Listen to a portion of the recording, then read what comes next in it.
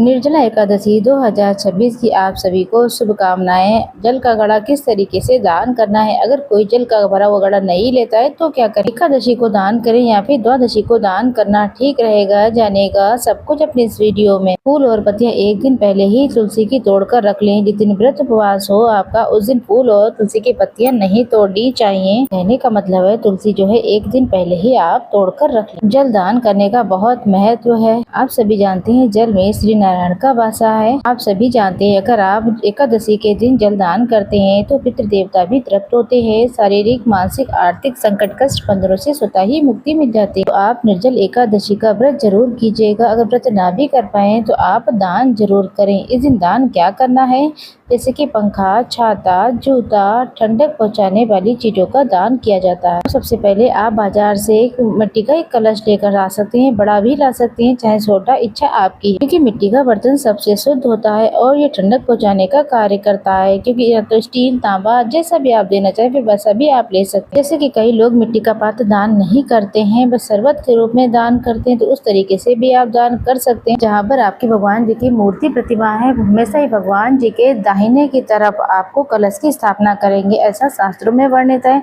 भगवान के दाहिने तरफ जो है कलश का वास होना चाहिए। ऐसे में आप सभी पूजा करेंगे जब आप अपने घर के मंदिर में, तो सबसे पहले घर के मंदिर में कलश की स्थापना करेंगे। आपके घर में किसी भी तरीके का वास्तु दोष है, पितृ दोष है या कोई भी दिक्कत परेशानी है, देखेंगे ये जल आपने रखा है तो जल ये भगवान जी अभिमंत्रित कर देंगे। इसे आप इसे दान करेंगे तो सबसे सुंदर इसका परिणाम मिले। जब ये जल आप अपने घर से भरेंगे तब निरंतर आप भगवान का नाम स्मरण करते रहें। ओम नमो भगवते वासुदेवाय, नमो नमः कृष्णाय वासुदेवाय, हरे परमात्मने प्रणता क्लेशाय गोविंदाय नमो नमः। हरे कृष्णा हरे रामा, इन महामंत्रों का आप जाप करते रहें। ज्यादा व्रत उपवास या किसी कारण से कोई कार्य नहीं कर पाते हैं, लेकिन इन चीजों का दान आपको करना चाहिए।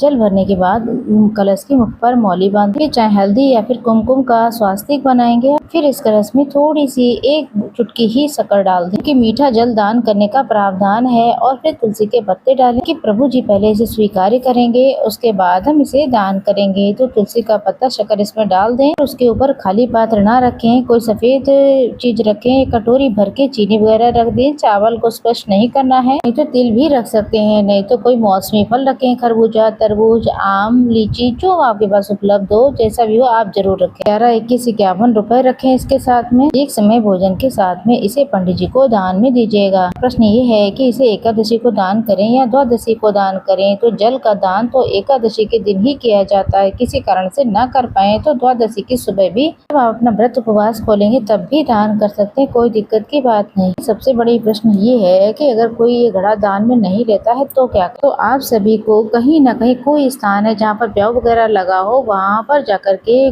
जल से भरा हुआ पात्र रखें और भी चीजें देकर आए साथ में। अगर कोई ये लेता ही नहीं है, आसपास कोई करके, तो आप किसी पशु पक्षी के लिए आप ये पात्र रख सकते हैं। किसी न किसी तरीके से आप इसे समर्पित करें, घर के बाहर रख दें, किसी क्यारी, कुंडे इत्यादि में इसे जल दान करें। चाहे कोई लेने वाला ना हो तो आपके घर के जो पेड़ पौधे हैं, जिस तरीके से मनुष्यों को इस समय जल की आवश्यकता है, ठीक उसी तरीके से इस भरी गर्मी में पेड़ पौधों में भी जीव है, उन्हें भी जल की आवश्यकता है। आप उन्हें भी ये जल समर्पित कर सकते हैं। किसी न किसी तरीके से आप जल दान बस करना है। आप जिसको भी दान कर रहे हैं, जल से तो पेट नहीं भरता है, तो अन्न वस्त्र दान जरूर करें और दक्षिणा जरूर रखें, तभी आपका व्रत उपवास दान सफल होगा। पूजा विधि निर्जला एकादशी की जो है वो चैनल पर आ चुकी है, एक बार जरूर देखिएगा। अभी के लिए इतना ही, फिर आएंगे किसी नई जानकारी।